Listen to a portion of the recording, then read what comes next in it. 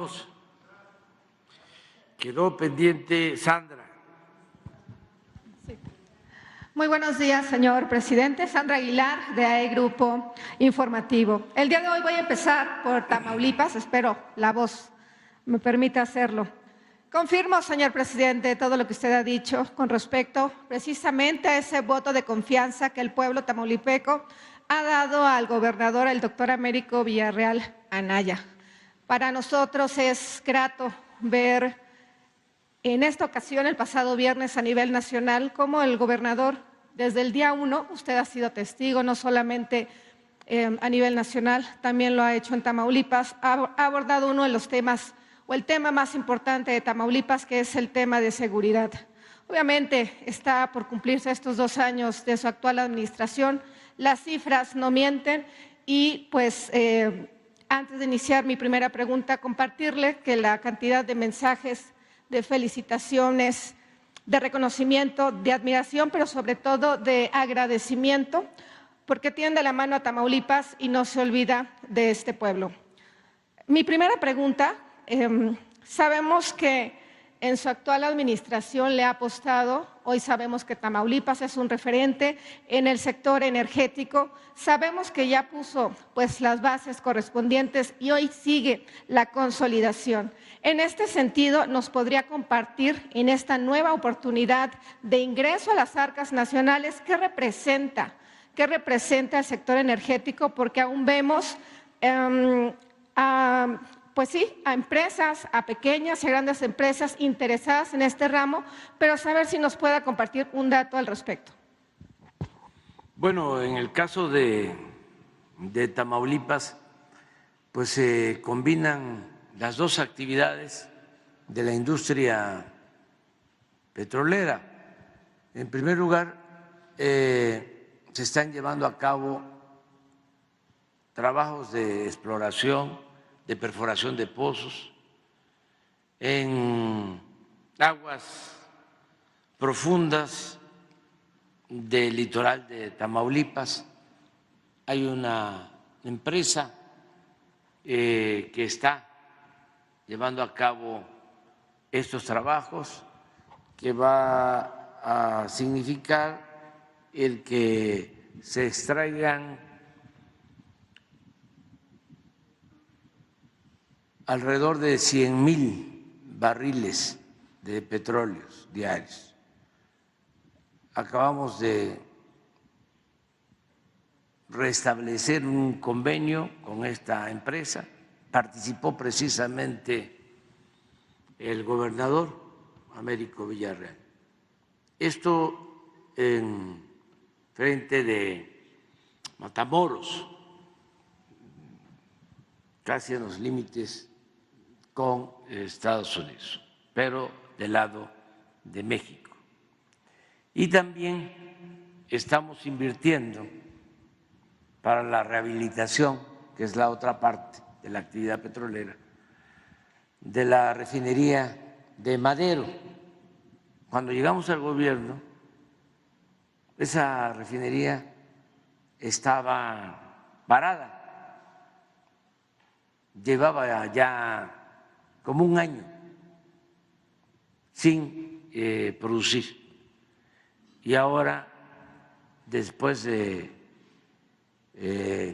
inversiones del orden de 12,000 millones de pesos en la rehabilitación de esa refinería, ya está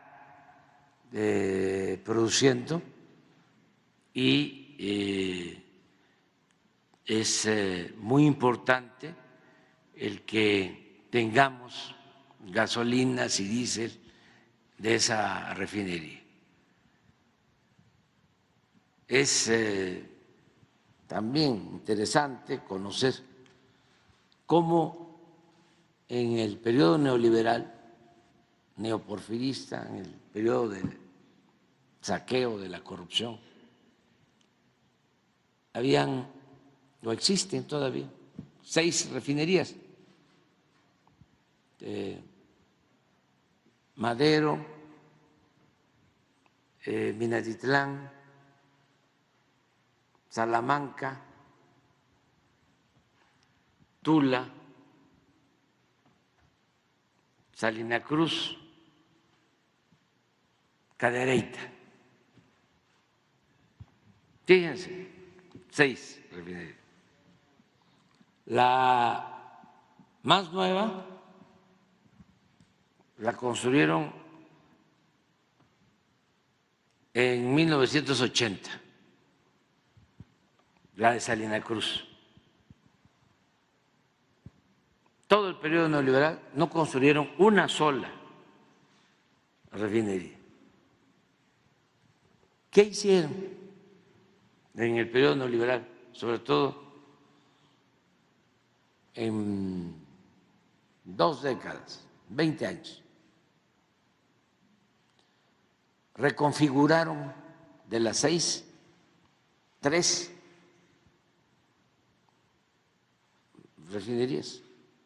Reconfigurar es modernizar. 3. Costó la reconfiguración de esas 3 refinerías alrededor de 8,000 millones de dólares. ¿Cuáles fueron las que se modernizaron en el periodo neoliberal? Madero,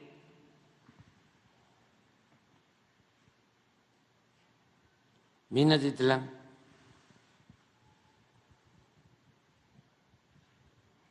y Tula. Bueno, las 3 que se modernizaron con una inversión que es mucho decir, porque podríamos hablar mejor de gasto, no de inversión. Cuando llegamos eran las que producían menos.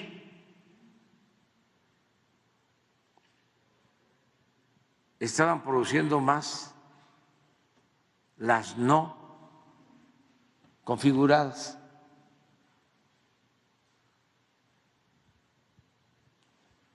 Nada más quiero hacer una corrección. Mina, Cadereyta y Madero fueron las 3. Porque dije Tula y no. Entonces encontramos precisamente la refinería de Madero parada. En general, estaban produciendo cuando llegamos las 6 en una proporción de 35% de su capacidad. Desde el primer año empezamos a invertir a todas para rehabilitar plantas, porque el propósito era que se convirtieran en chatarra.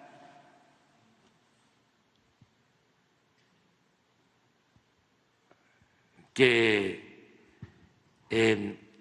toda la refinación desapareciera, como lo hicieron con las plantas petroquímicas. Acabaron con la industria petroquímica durante el periodo neoliberal, de manera irresponsable. Y querían lo mismo para las refinerías. Incluso ya habían vendido plantas al interior de los complejos de refinación.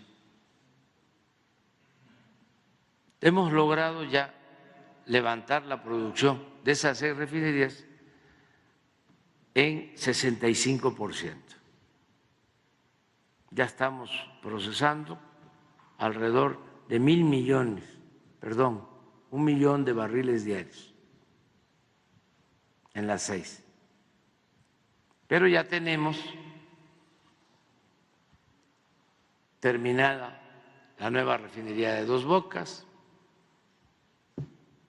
que va a procesar 340,000 barriles, va a tener ya toda su producción en febrero, el mes próximo.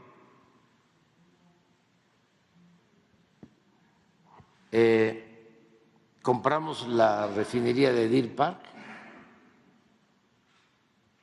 en Houston y también para procesar 340,000 barriles diarios. Y estamos construyendo 2 refinerías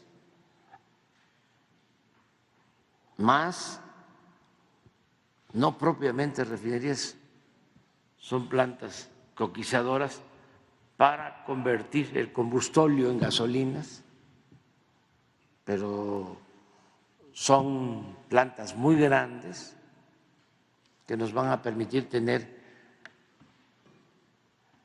como 65,000 barriles diarios adicionales de gasolinas, una en Tula y otra en Salina Cruz. Son inversiones de alrededor de 5,000 millones de dólares. Si les platico que la de Tula la encontramos tirada, la iniciaron y la abandonaron, tuvo que ver con ese escándalo de Odebrecht. Algunos que viven por allá, por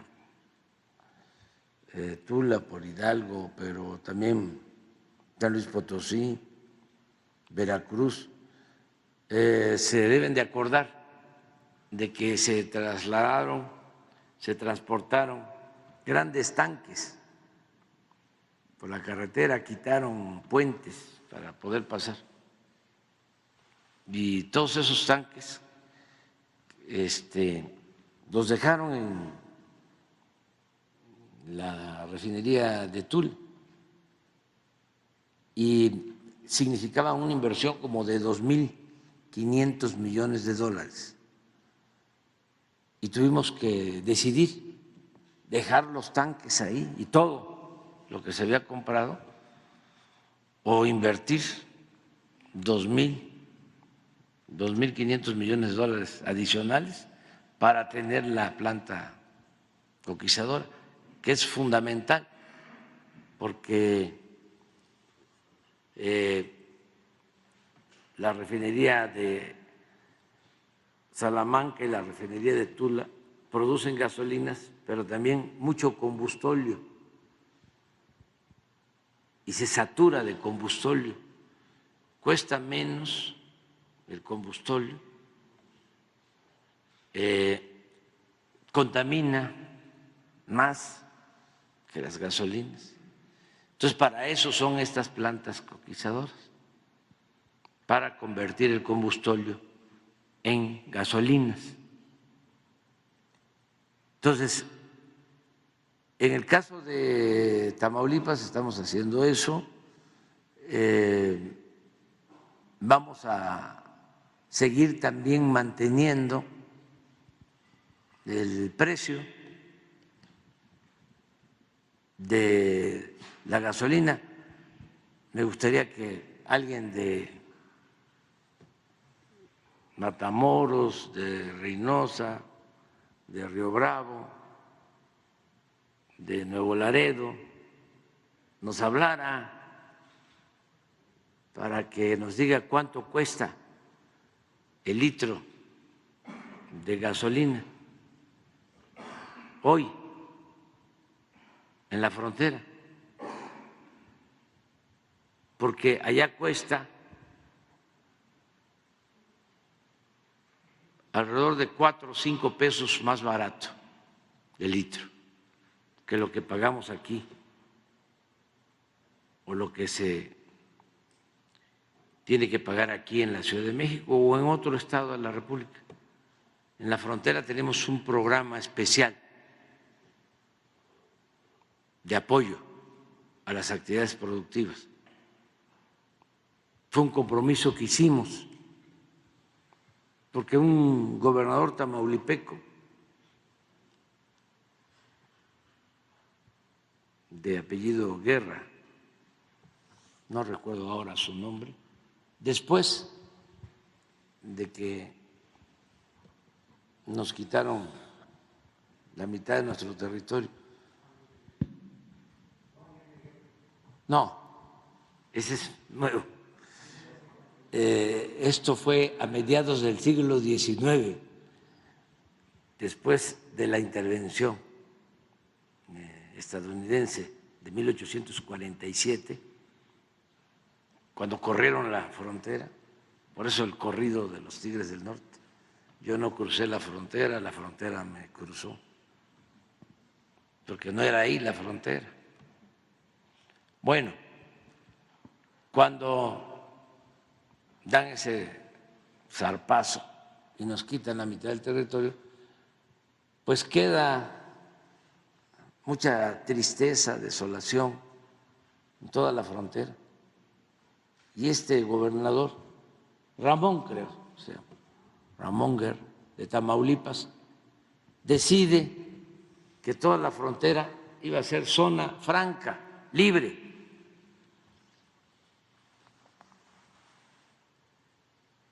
Y se mantiene así, es decir, sin cobrar impuestos. Eso fue lo que decretó en aquel entonces. Como llegó después un presidente tamaulipeco, Manuel González, sostuvo ese decreto, incluso lo extendió a Coahuila y a Sonora y Baja California, Porfirio Díaz también, y siempre se conservó un plan de frontera libre, de estímulos a las ciudades fronterizas, hasta que llegó Salinas y quitó los apoyos a la zona fronteriza. Cuando llegamos nosotros regresamos esos apoyos. De otra forma, se decidió que en toda la franja fronteriza se redujera a la mitad el IVA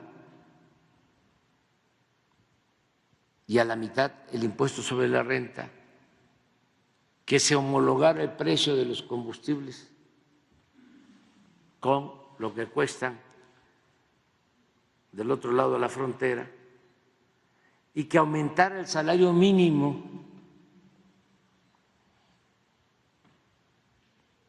al doble, y ahora ya es al triple. Cuando llegamos al gobierno, el salario mínimo mensual era como de 2,500 pesos. Ahora es como de 7,500 en el país, pero en la frontera es como de 11,500, el mínimo, mensuales. Entonces, si me preguntas, Tamaulipas, ¿qué más puedo comentarles? Dos cosas históricas y una que va a ser muy importante para el desarrollo de Tamaulipas. Tiene mucho futuro Tamaulipas por el tratado comercial. Las dos cosas históricas, una es que de Matamoros era originario un dirigente, Catarino Garza, que en toda la franja fronteriza actuaba, y desde Laredo hay un condado que se llama San Diego, ahí enfrente de Reynosa, por ahí cerca, entre Reynosa y Nuevo Laredo, del lado estadounidense. Entonces, él se movía en toda esa franja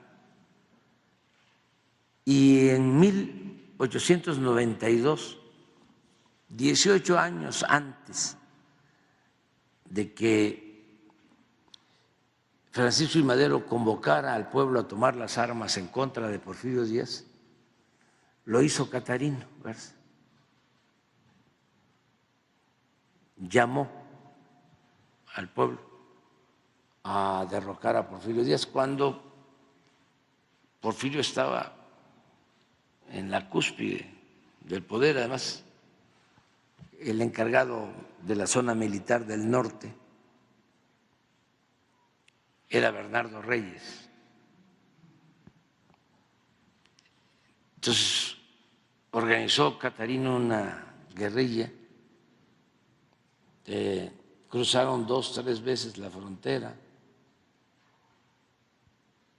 luchando contra la dictadura, pero desde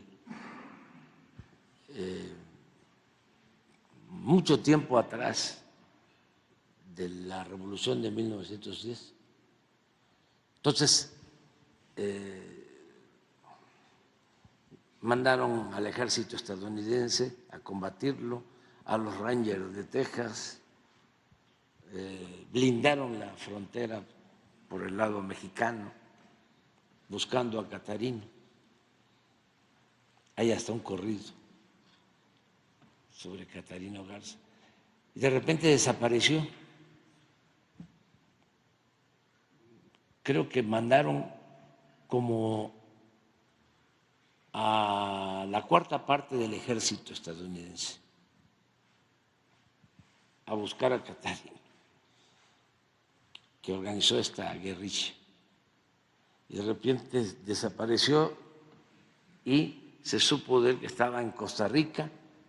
De allá se unió a otros revolucionarios. Son los restos que están buscando traer para Sí, sí. Y entonces allá estaba Maceo, llegaba José Martí, porque estaban luchando por la independencia de Cuba, y también habían revolucionarios que luchaban por que no se desintegrara Colombia, porque ya estaba el plan de separar a Panamá, porque Panamá pertenecía a Colombia, y ahí en Costa Rica estaba el personaje que sirvió a García Márquez para la novela 100 años de soledad, un general Uribe, que es en la novela Aureliano Buendía. Entonces, ahí se conocieron con Catarino. Catarino tenía la idea de ayudar a los cubanos a lograr la independencia, porque era pues la única, creo que 2 posiciones que tenía nada más España ya en América, pero la joya de la corona en América era Cuba. Y tenía 2 opciones: ir con Maceo y con Martí a luchar por la independencia de Cuba, o ir con los colombianos para fortalecer a la Gran Colombia, y decidió ir con los colombianos y encabezó un asalto a un cuartel en una isla que se llama Bocas del Toro, que ahora pertenece a Panamá, y ahí lo matan.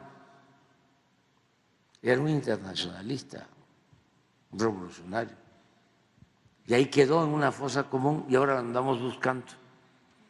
Y se está avanzando bastante. Ya tenemos identificada la fosa común donde lo enterraron, y queremos traer sus restos. Y estamos pensando en dónde los vamos a colocar, ya sea en su tierra, en Matamoros. Vamos a ver ¿En dónde? Porque es un héroe anónimo.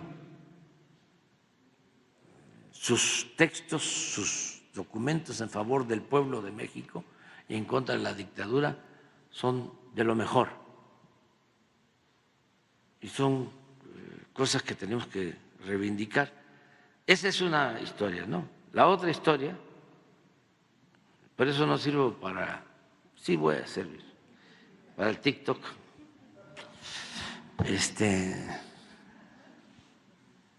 Y ahora ya ni siquiera me enojo, porque antes me enojaba yo y hablaba yo así. Ya no puedo decir discursos y hablar más rápido. Pero la otra historia que es bellísima es que cuando se establece la nueva frontera después de la invasión estadounidense y se decide que va a ser el río Bravo, la frontera, los que vivían del otro lado, Laredo, dicen no, nosotros queremos seguir siendo mexicanos, ¿sí? No queremos ser estadounidenses. Y se lleva a cabo una consulta y todos deciden seguir perteneciendo a México, pero ya se habían firmado los tratados para entregar nuestro territorio en el 48, 1848 se firmaron los tratados de Guadalupe, Hidalgo, y hacen la consulta y el gobierno de Estados Unidos no respeta, porque ya estaba trazada la nueva frontera. Entonces, un grupo de gente de Laredo, mexicanos, deciden pasarse de este lado, cruzan el río y se traen hasta sus muertos y fundan Nuevo Laredo. Fíjense qué bello, ¿no? Bueno, y de ahí viene ya la otra noticia buena para Tamaulipas, que ahí en Nuevo Laredo, que es la aduana más importante del país, ahí se está construyendo toda la instalación para la aduana nacional. En el mes de septiembre, antes de que yo termine, voy a ir a inaugurar todas las instalaciones de la aduana en Nuevo Laredo. Desde ahí va a funcionar la aduana de México, de todo el país, que esa es una muy buena noticia para Nuevo Laredo y para Tamaulipas. Ahora sí ya.